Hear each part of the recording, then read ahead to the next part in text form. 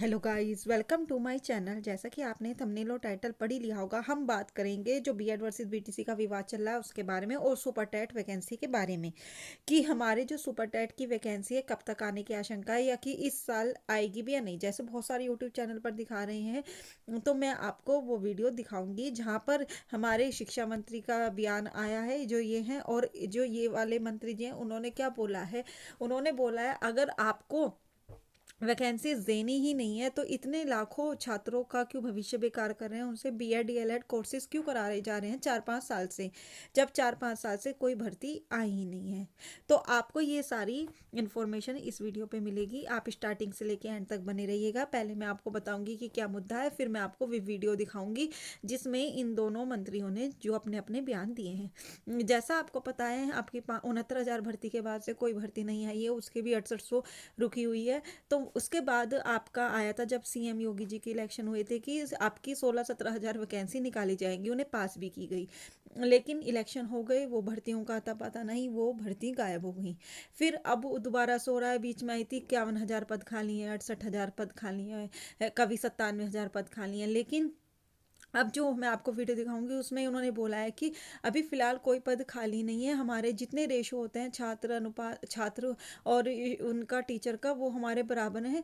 तो अब ये बताइए, जब पहले से यही हो रहा है तो वो क्यों स्टूडेंट्स का भविष्य ख़राब कर रहे हैं, क्यों वो बीएड बीटीसी कर रहे हैं जब उनके लिए भर्ती ही नहीं आ रही है। तो यहाँ पर एक आपको जागने की ज़रूरत है, आपको भी से, क्योंकि अगर पीएम के एक बार इलेक्शन हो गए तो फिर आपकी भर्ती आनी बहुत मुश्किल है, क्योंकि ना फिर सीएम के हैं ना पीएम के।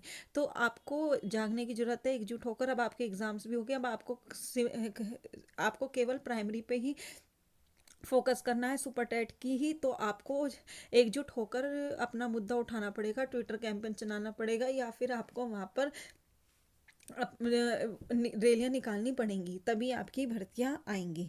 तो अब जो भी होगा वो तो पता आएगा, लेकिन आप फिर भी, नया विभाग बनने की बात है, अभी जो बजट सत्र हुआ उसमें कोई विभाग की बात नहीं हुई, कोई वैकेंसी की बात नहीं, लेकिन नया विभाग बनेगा तभी आपका वैकेंसी आएगी। तो आप अपनी यूपी टेट की तैयारी करते रहिए, हो सकता है यूपी टेट आ जाए अप्रैल में, नया विभाग बनते ही।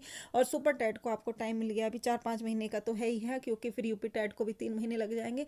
तो आप अपनी यूपी टेट की ऐसी तैयारी कीजिए जो सुपर टेट और यूपी टेट मिलकर होती रहे। आप अपनी तैयारी करते रहिए और साथ में आवाज़ भी उठाते रहिए। तो अब आपको मैं वीडियो दिखाती हूँ, वो वीडियो क्या थी। लेकिन चैनल पे इससे पहले नहीं आए हो, सब्सक्राइब करके बेल आइकन प्रेस कर लीजिएगा, क्योंकि इस चैनल पर आपको सारी अपडेट मिलती हैं और आपकी यहाँ पे तैयारी भी फ्री ऑफ कॉस्ट कराई जाएगी। अब देखिए आप वीडियो। कि मंत्री जी का जवाब आया कि बेसिक में शिक्षकों के 51,112 पद रिक्त हैं, लेकिन भर्ती के संदर्भ में सरकार का कोई भी विचार नहीं है। तो क्या माननीय मंत्री जी इस बात को बताने की कृपा करेंगे कि प्रत्येक वर्ष 3.5 लाख प्रशिक्षुओं को डीएलएड करवाया जा रहा है, और जबकि डीएलएड 2017, 18, 19, 20, 21, 22 के प्रशिक्षु पहले से डीएलएड भर्ती की परीक्षा में हैं, यानी लगभग 15 लाख अभ्यर्थी डीएलएड परीक्षा से उत्तीर्ण हैं, जिनमें 8 से 10 लाख टीटी उत्तीर्ण हैं।